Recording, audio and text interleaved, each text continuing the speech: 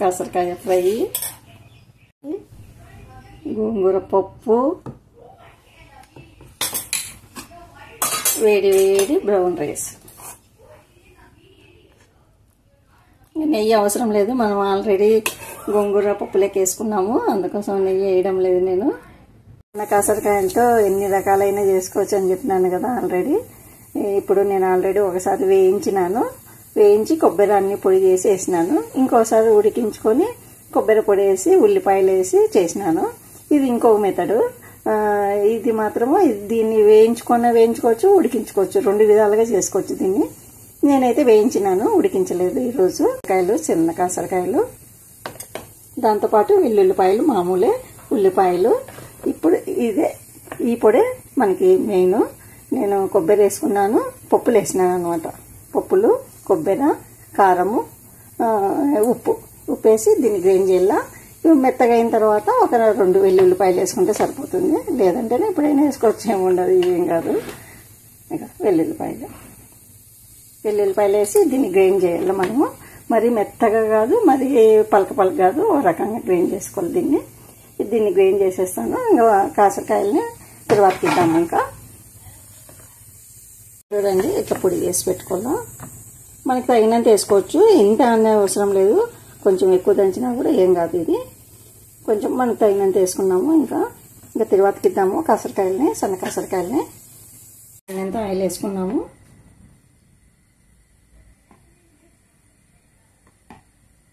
ఉల్లిపాయలు వేసినాం కదా, కొంచెం వేసుకున్నాము. కొన్ని ఆవాలు, ఆయిల్ వేడైంది, కొన్ని ఆవాలు, ఎండుమిర్చి, కొంచెం కరివేపాకు, వెల్లుల్లిపాయలు అన్నీ కొద్దిసేపు వేయించుకున్నాము.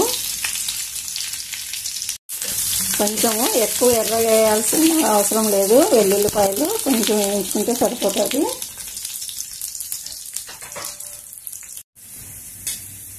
ఇట్లా ఉల్లిపాయ ముక్కల్ని కూడా వేసేద్దాము. ఉల్లిపాయ ముక్కల్ని కొంచెం మగ్గనిద్దాం బాగా.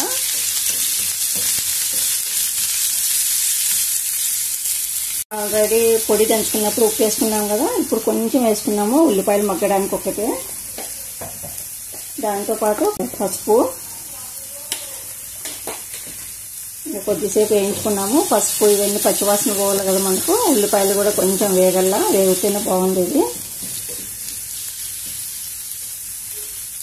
కొద్దిసేపు వేగనిద్దాము. చూడండి, ఇంత వేగితే చాలు. ఉల్లిపాయ ముక్కలు బాగా వేగిపోయినాయి. ఇప్పుడు వేయించుకున్నాం కదా, కాసరకాయలను కూడా వేసేద్దాము. ఈ కాసరకాయలను కూడా కొద్దిసేపు ఈ నూనెలో మగ్గనిద్దాము. మగ్గితే బాగుంటుంది. ఎందుకంటే కొంచెం వేయించుకున్నాం కదా, పచ్చి అయిపోయినా కొంచెం ఏం అంత అవసరం లేదు.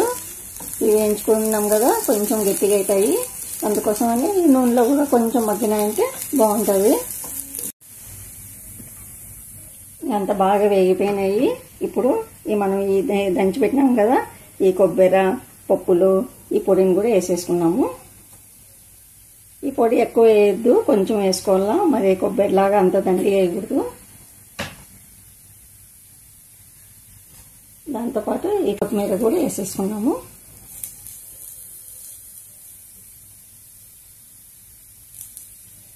అంత బాగా కలిపెడదాం. ఇంకా మంటని సిమ్లో ఉంచుకొని వేయించుకున్నాము కొద్దిసేపు. కొంచెం ఆయిల్ తక్కువ ఉండాలి అట్లా ఏమన్నా అనుకుంటేనే ఆయిల్ కూడా వేసుకోవచ్చు. కొంచెము ఆయిల్ వేసుకొని కొద్దిసేపు వేయించుకున్నామంటే ఏం వాసన కూడా రాదు. అయిపోయింది, ఇంకా స్టవ్ బంద్ చేద్దాము. అంత బాగా వేగిపోయింది, మంచిగా స్మెల్ కూడా వస్తుంది. ఇంకా స్టవ్ బంద్ చేసుకుందాము. చూసినారు కదండి, సన్న కాసరకాయలతో ఇది 3వ రకము. నేను ఎలా తయారు చేశాను. మీకు నచ్చినట్లయితే లైక్ చేయండి, షేర్ చేయండి, సబ్స్క్రైబ్ చేసుకోండి. మరో మంచి రెసిపీతో మీ ముందు ఉంటాను. Bye bye.